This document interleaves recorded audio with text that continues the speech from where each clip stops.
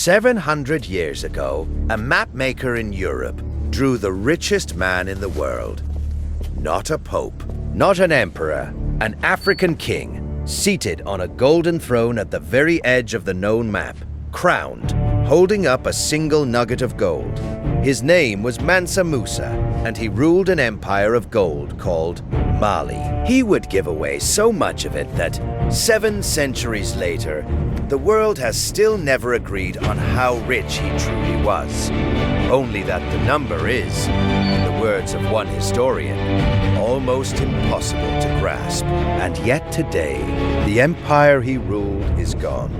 Its golden cities half swallowed by the Sahara.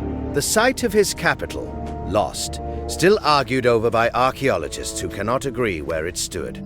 This is the story of the man who spent a fortune to make the whole world remember his name, and of the gold that put his kingdom on the map and then drew the knives that one day cut it off. How does a king become so rich that wealth itself stops making sense? How do you turn a hidden empire into the most famous kingdom on earth in a single journey? And if Mansa Musa won, if he got everything he wanted, then why did the empire of gold crumble into dust and legend? To understand that, you have to follow the gold, where it came from, where he carried it, and who came looking for it after he was gone. The empire began, as the storytellers tell it, with a boy who could not walk, around the year 1235, by the tradition passed down in the great Sundiata epic. A Malinke prince named Sundiata Keita rose from exile, defeated a feared rival king at a battle remembered as Karina, and bound the chiefdoms of the Upper Niger into a single kingdom. They called its ruler the Mansa, the King of Kings. But Mali's true power was never its armies. It was what lay beneath its soil. In the south, along hidden rivers, lay the gold fields of Bambouk and Bure. And from them, gold flowed north across the Sahara in quantities the medieval world could barely comprehend. At its height, by the estimate of historians, as much as 2/3 of all the gold circulating in the Mediterranean, in the coins of Cairo, of Venice, of the kings of Europe, had been carried up out of West Africa. And flowing the other way, south across the same desert, came something Mali's people needed just as badly: salt, cut in great slabs from mines deep in the Sahara. So precious in the southern markets that, in some places, it was traded for its weight against gold.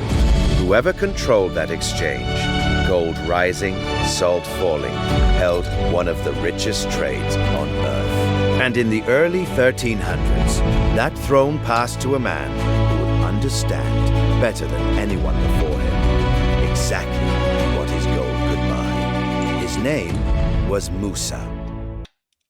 Mansa Musa was a devout Muslim, and in the year 1324, the one firm, undisputed date in his entire life, he set out to do what his faith asked of every believer who could: to cross the desert to Mecca on the pilgrimage called the Hajj. But Musa did not travel as a humble pilgrim. As the later chroniclers told it, his caravan stretched to the horizon. Tens of thousands of people, servants and soldiers and officials, camels and horses, laden with gold. Those numbers should be handled with care. They grew with every retelling across 4 centuries, until the most famous of them first appear in a chronicle written more than 300 years after Musa was dead. But strip away the legend, and the documented core is astonishing enough. When the caravan reached Cairo, the beating heart of the Islamic world, Musa gave gold away on a scale the city had never seen. In the words of the chronicler al-Umari, who gathered his account in Cairo just over a decade later, Musa left no court official without the gift of a load of gold. The stories say so much gold flooded the city that its price slipped in the markets, though even that, some historians now argue, was no more than Cairo's ordinary ups and downs. What is certain is what it did to his name. He had arrived an unknown king from beyond the desert. He left a legend. 50 years later, a mapmaker in Europe would draw him onto the Catalan Atlas, enthroned, crowned, holding out his lump of gold, and label him the richest and noblest king of his land. Mansa Musa had done exactly what he set out to do. He had made the world look at Mali. He had become, in the breathless accounts that survive, so wealthy that no one, then or since, has ever truly been able to count it. Musa came home from Mecca changed, and he brought a piece of the wider world back with him.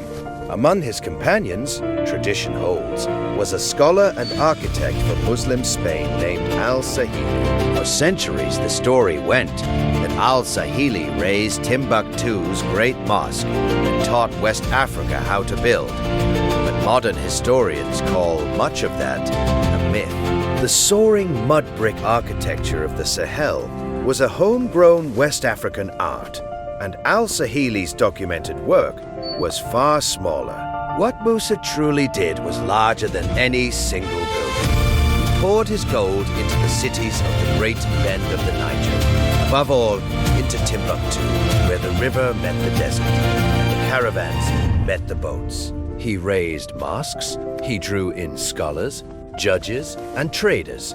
He planted a seed that would outlast every empire. Because in the generations after Musa, Timbuktu would blossom into one of the great centers of learning in the medieval world, a city of libraries and teaching circles, of manuscripts traded like treasure. Much of that golden age came later, under the empire that would one day replace Mali. But the seed, the gold, the patronage, the idea that a desert trading post could become a city of scholars, that was Musa's. He had wanted to be remembered, and he had built something worth remembering. But the gold that made Mali famous could not be hidden, and everything the world could see, the world would eventually come for. Mansa Musa died around the year 1337, and almost at once the cracks began. His heirs quarreled over the throne. Provinces drifted away. A chronicler, looking back, would mark one of Musa's own descendants as the beginning of the decline. And then the predators arrived, drawn, every one of them, by the same gold that had made Mali a legend. In 1433, desert raiders seized Timbuktu itself. From the east rose a newer, hungrier empire, Songhai, whose armies took Timbuktu in the late 1460s and starved the great trading city of Djenné into surrender.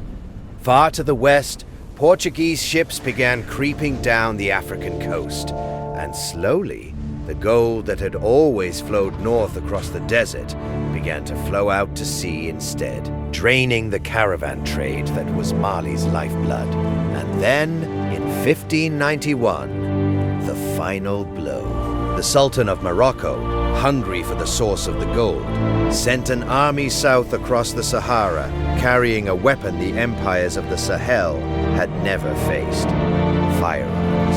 At a place called Tondibai, Moroccan guns shattered the Songhai Empire that had replaced Mali. 8 years later, at the Battle of Djenné, the last Mansa of Mali was routed, and the empire Musa had made the most famous on earth ceased to be a power at all. It did not end in a single day. It bled out across nearly 3 centuries, until, in the long memory of the griots, even Mali's first capital was sacked and burned, and the desert moved in over the rest. The empire of gold was gone. So what survived? Not the empire, not the palaces. For a long time, not even the certainty of where its capital had stood. But walk into Timbuktu today, and you will still find the mud brick mosques rising from the sand, and the heirs of those desert scholars, still guarding tens of thousands of ancient manuscripts, a living memory of the golden age Musa's gold first set in motion, now guarded by the world, as a treasure of all humanity. And in a library in Europe still hangs that 700-year-old map. The African king on his golden throne, holding out his nugget of gold to a continent that had never seen him and never forgot him. Mansa Musa wanted one thing above all else, to be seen, to take the hidden gold of a kingdom at the edge of the map and make the whole world look. He succeeded so completely that we are still looking. 700 years on, still telling his story, still unable to count his gold. And that is the strange final irony of the richest man who ever lived. The same gold that made his name immortal is what drew the knives that turned his empire to dust. He is remembered. His empire is not. If you want more empires built and burned to ash, this is the channel for them. Subscribe, and I'll see you in the next one.